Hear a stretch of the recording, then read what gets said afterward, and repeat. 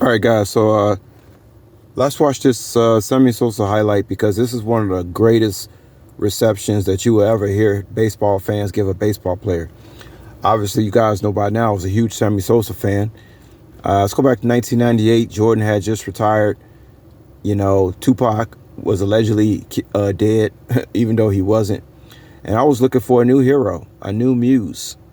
And that individual was Sammy Sosa. Now, I went to high school about 4 or 5 blocks from Wrigley Field. I went to Lakeview High School.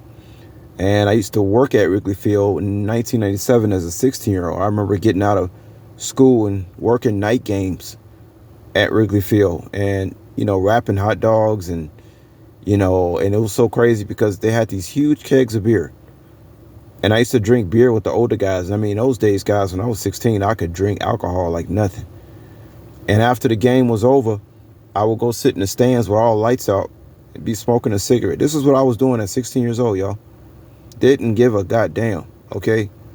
Did what I wanted to do. You understand what I'm saying? But I mean, it's funny thing about life. You had these fond memories, but you'll never want to go back and be that 16-year-old working at Wrigley Field again. Although the memories were fond. But yeah, after the game, everybody clear out. I'd be sitting in the Wrigley Field by myself in the dark, like I'm Kevin Costner talking about. if you build it, they will come. Guys, I'm telling y'all, y'all who listen to me, y'all can tell I've had extraordinary experiences. I've been everywhere. You know what I'm saying? Raised in the greatest city. I've done so many things. I've done so much, man. It's unbelievable. But yeah, so 1998, fantastic year for baseball. Now, did they use Sosa and McGuire to bring baseball back after the strike? Probably. What were they throwing sucker balls so they can hit home runs? Maybe. But hey, this is a simulation, right, guys? Life is fake. We still feel a certain way about emotions, even though this is a simulation. So it's the same thing with sports. Still hits you the same way, whether it's fake or not. My whole thing, just don't make it look fake. Please make it look real, please. Oh my goodness. NBA, that's really become what it is. No brains allowed. Because you gotta have no brains to watch a full NBA basketball game. That shit sucks, man. But anyway, you even got centers hitting threes now. We don't want that shit. But anyway.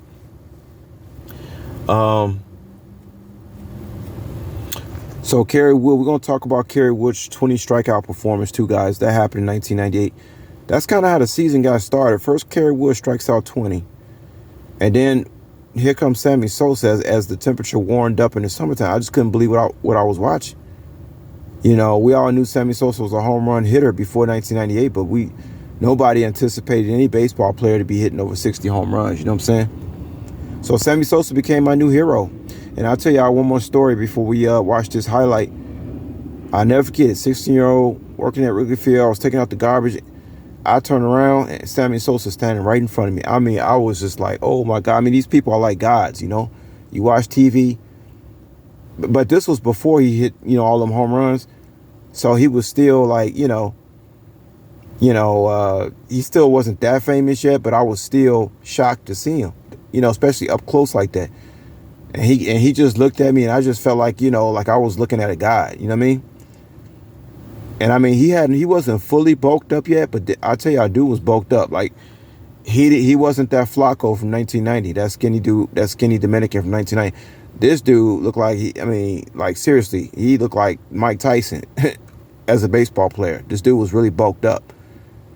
But I was starstruck. And let's get to this highlight, guys, because this is the greatest reception you will ever hear. I've ever heard anybody. And keep in mind, this guy didn't just have Chicago fans.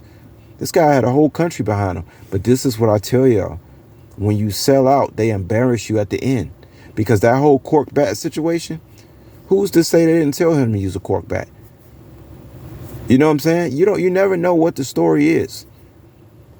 But the bottom line is when you sell out and they build you up, they always got to embarrass you at the end. You see? All the time. But we're going to talk about that later, y'all. Let's just get to this highlight. One of the best highlights you'll ever see from Sammy Sosa. This is how I know about the Mandela effect, because I'm a Sammy Sosa fan. Some of y'all like, damn dude, you be talking about stuff like you 60 years old and shit, like that's because I was a Sammy Sosa fan. That's how I know about that Mandela effect. And we're gonna talk more about that later too. But anyway, let's watch this highlight, y'all. This thing brings tears to your eyes. Look at those folks waiting for number 62. The net's almost unfair. The 2-1. Swung on, there she goes. Number 62. Move over, Big Mac. You got company.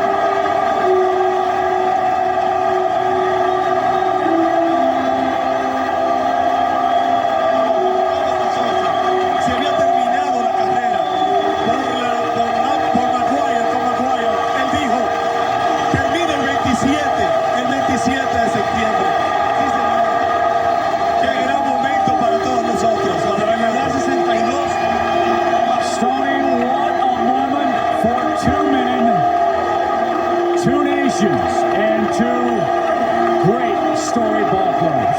Both of these great sluggers, Chip, have completely erased all the ghosts of the past in baseball. And then there were two, McGwire and Sosa, alone atop the leaderboard with 2 weeks to go. And Sammy Sosa, with two monstrous home runs, has caught Big Mac. And the fans here on their feet screaming. They will not allow this game to continue. The Cubs still one back. They still have 2 outs to go, and they're screaming for Sammy to take yet another in a series of curtain calls to commemorate that particular piece of baseball history. And isn't it something? Mark McGwire, so gracious in St. Louis, as was Sammy Sosa when he got to 62 first, said, wouldn't it be something if we both finished tied? Well, I don't think they're going to stop at 62, but right now, with the Cardinals having a game to play, that man and Mark McGwire are the home run kings this season. Later on in that game, when McGwire hit historic number 62, he went to first base and he said to McGwire, "Don't get too far ahead, wait for me." Well, you know it wasn't intentional, but Big Mac has waited, and Sammy has kept on coming to the point now where they're tied, and that's his family, his brothers calling home to commemorate this moment. and it just plain sends chills up your spine.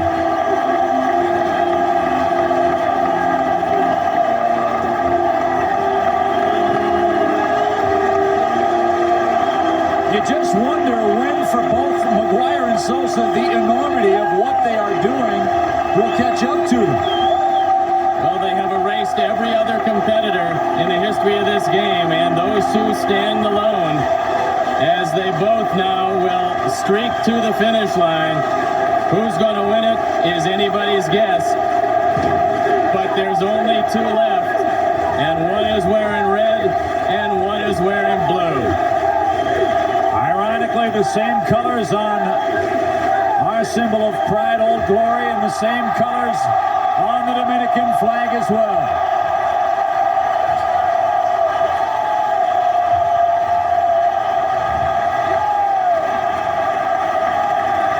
What a job by the grounds crew here at Wrigley Field to clean off the debris. The fans in jubilation. And again, Sosa continues just to concentrate on the ball game. And now, fans, there's a game to be won, and it's Henry Rodriguez who's going to come on the pinch hit with Gary Gaetti in the on-deck circle. And the Cubs looking for at least one more run. And that young man wearing the Sosa shirt, And look at the dad. will remember this game forever. And look at the dad in tears. That's what this game's all about, folks.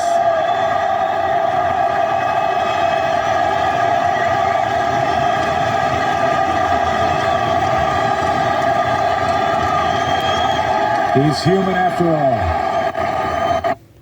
all. He's human after all. Okay.